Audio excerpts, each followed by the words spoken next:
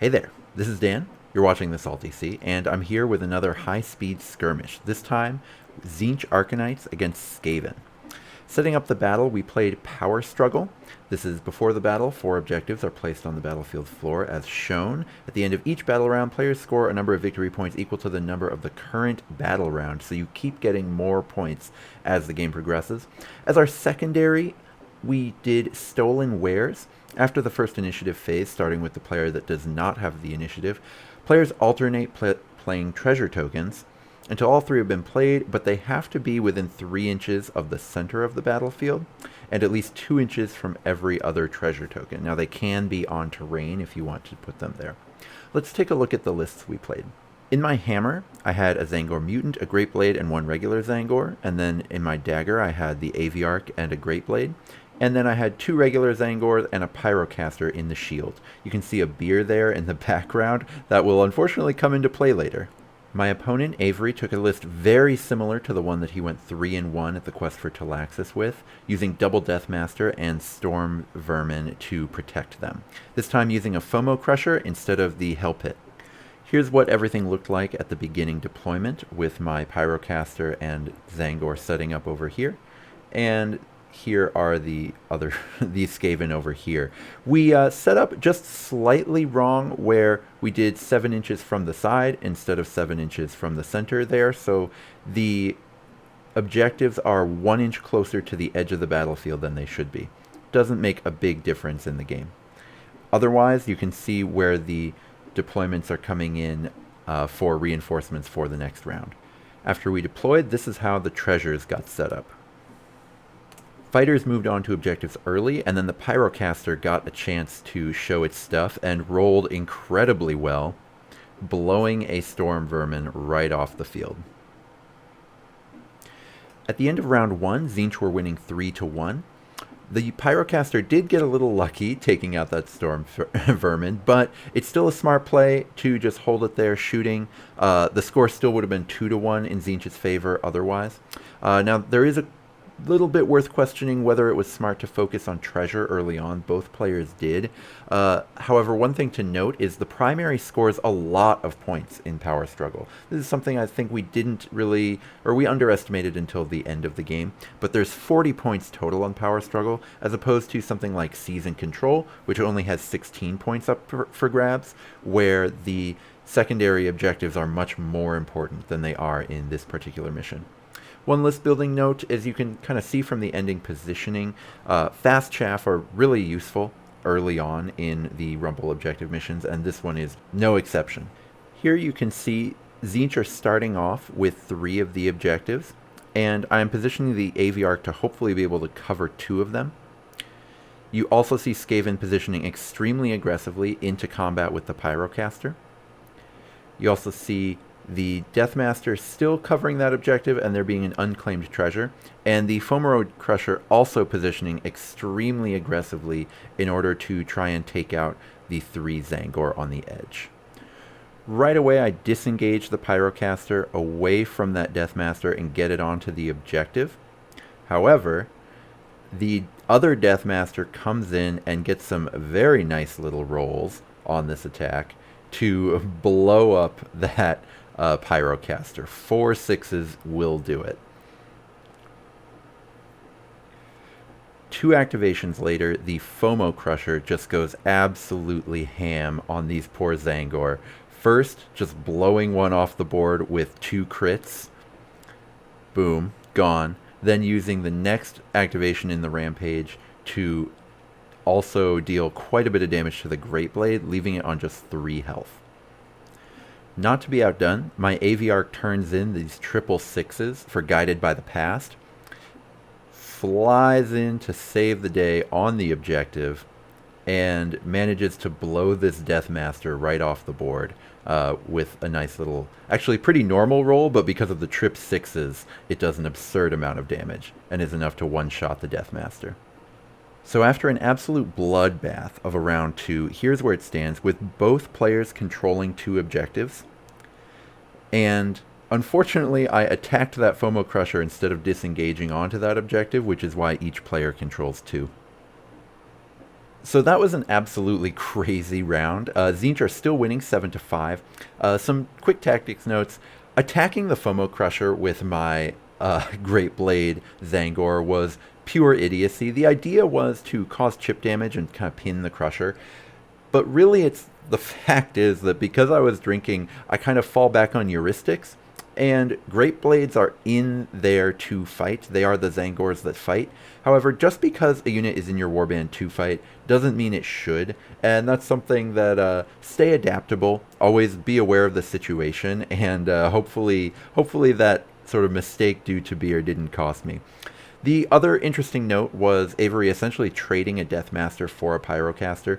It's always worth it because, the Pyrocaster costing 205 to the Deathmaster's 185. Also, the Pyrocaster is really the only fighter in my entire list that can efficiently blow those Storm Vermin off the field. And so being able to kill my best Chaff Killer is actually really nice. Yes, the AV Arc does it too, but it can't really kill Storm Vermin because they're just so hard on your strength versus toughness matchup.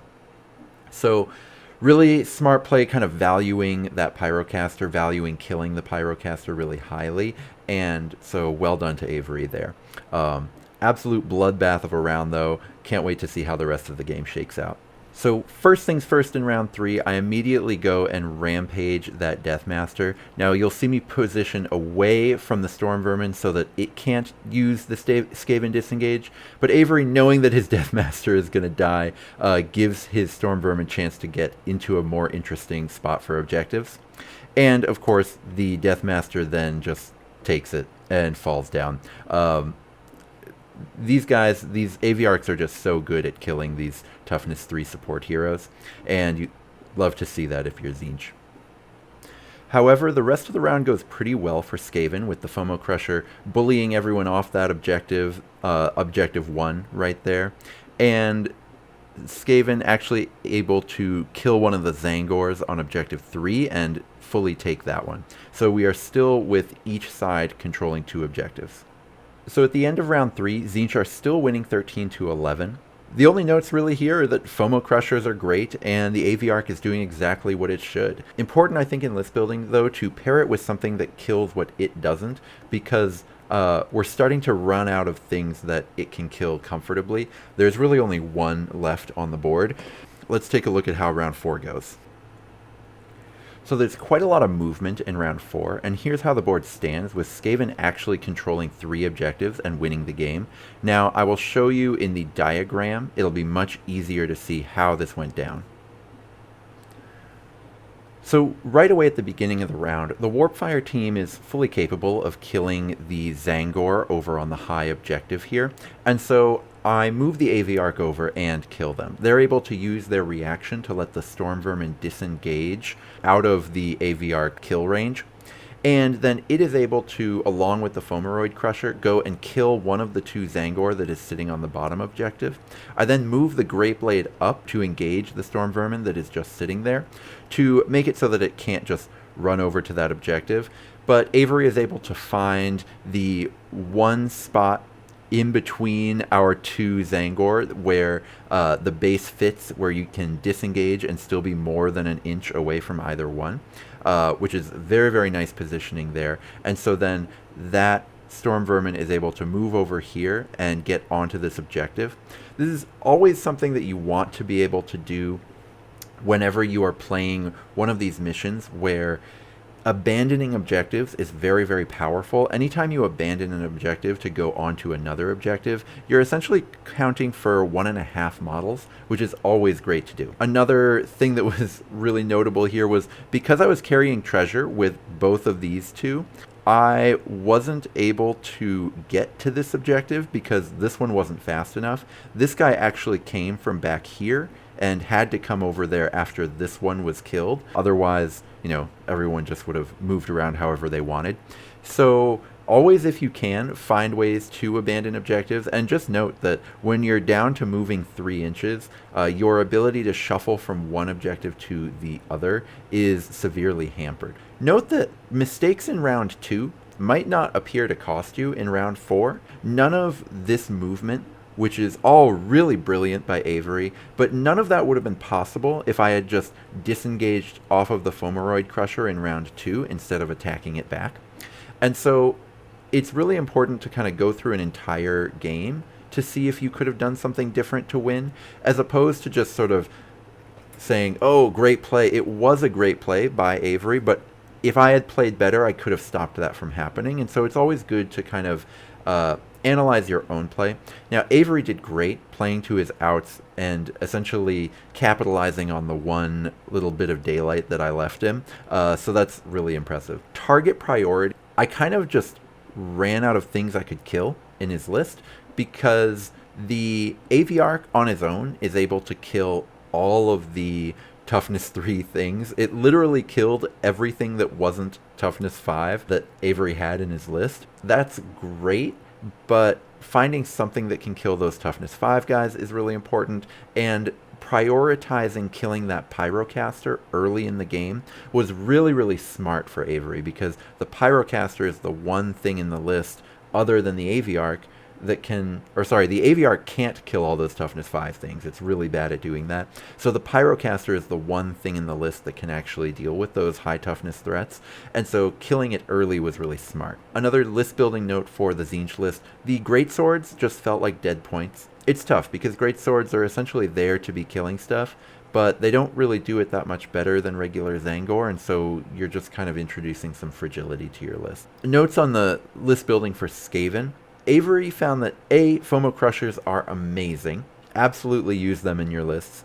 But B, he never was tempted to use the Hurl Boulder ability and was much more interested in the Charge ability, in rampaging with them, and using those amazing attacks, using Onslaught. And so that Boulder ability was kind of just extra text. And if that's going to be the case, he would prefer a Storm Fiend, because Storm Fiends have, similar extreme killiness, extremely hard to kill. They only have 5 toughness instead of 6, but they, do a lot of other things in exchange for that. But they have that same charge triple that Avery was really interested in using, and they also benefit from the Skaven reaction. So all of that is worth taking into account. But overall, a really fascinating tactical game, an exciting game in terms of everyone having ridiculously hot rolls in round 2, and just a lot of fun. I had a great time playing this one, and well done, Avery, on the win. So until next time, may all your rolls be crits.